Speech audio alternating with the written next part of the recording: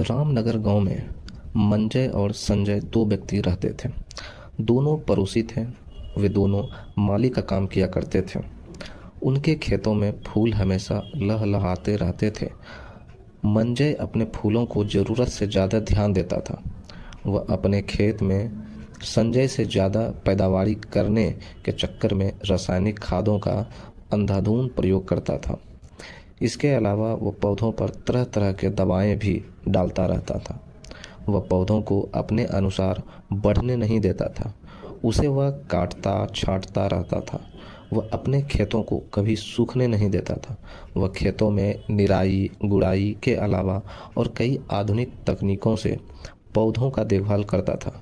मंजय पौधों को धूप से भी बचाने के लिए उसके ऊपर शेड भी बना रखा था, जबकि संजय फूलों को प्राकृतिक तरीके से उगाने की कोशिश करता था।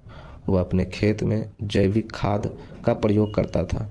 कीड़े मकोड़े से बचाने के लिए पौधों पर राख डालता था, जिससे कीड़े उसके पौधों को ना खाएं। इसके अलावा संजय पौधों में उसके ज़रूरत के अनुसार पानी दिया करता था। दोनों के खेतों में सुंदर सुंदर फूल लग चुके थे। एक रात तेज आंधी तूफान और बारिश आई। मंजय के अधिकतर पौधे टूटकर नीचे गिर गए। वे तूफान को नहीं सह सके, जबकि संजय के पौधे उन आंधी तूफान को आसानी से सहन कर लिए। उसके फूलों को कोई नुकसान नहीं हुआ, क्योंकि वे प्राकृतिक तरीके से उग रहे थे। इसलिए वे तूफान का सामना आसानी से कर लिए।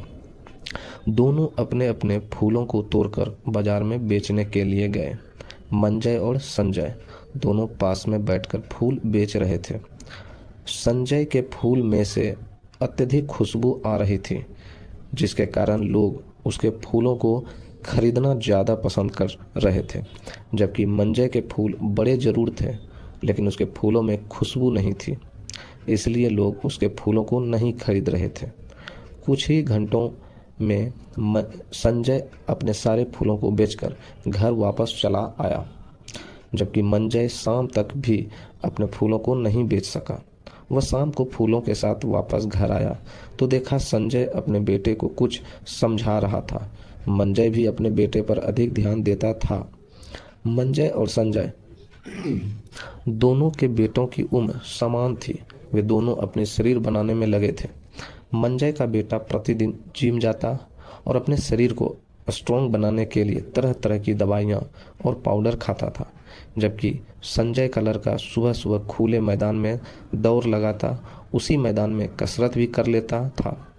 वह खाने में भीगे हुए चने, दूध और अंडों का ज़्यादा इस्तेमाल करता था, जिससे उसका शरीर अंदर से मजबूत बनती जा रही थी। एक दिन मंजय और संजय के बेटे कुश्ती लड़ रहे थे। संजय का लड़का मंजय के लड़के को आसानी से हरा दिया। संजय ने मंजय से कहा, भाई मंजय, तुमने यहाँ भी फूलों की खेती की तरह गलती कर दी। तुमने अपने बेटे को दवाएं और पाउडर खिलाकर उसके शरीर को फुला दिया, लेकिन उसके अंदर की मजबूती पर ध्यान नहीं दिया, जिसके कारण आज वह कुश्ती में हार गया। संजय फिर से कहता है, प्रकृति ने जीवन दिया है, इसे प्राकृतिक तरीके से बनाने को कोशिश करना चाहिए। हमें इसमें आधुनिक तकनीक से बदलाव करने की कोशिश नहीं करनी चाहिए। तुम्हें अपने बेटे को सुबह सुबह खुले आसमान में दौड़ लगवाना चाहिए, जिससे उसे ताज़ी और शुद्ध हवा मिल सके और वह अपने आप को प्रकृति के अनुसार बना सके।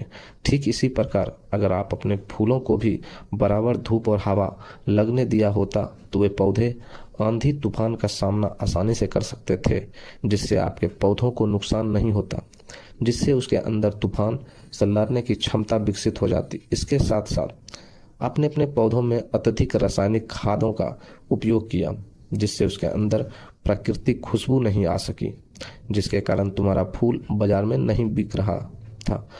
मंजय ने संजय से कहा, भाई संजय, तुमने मेरी आंखें खोल दी।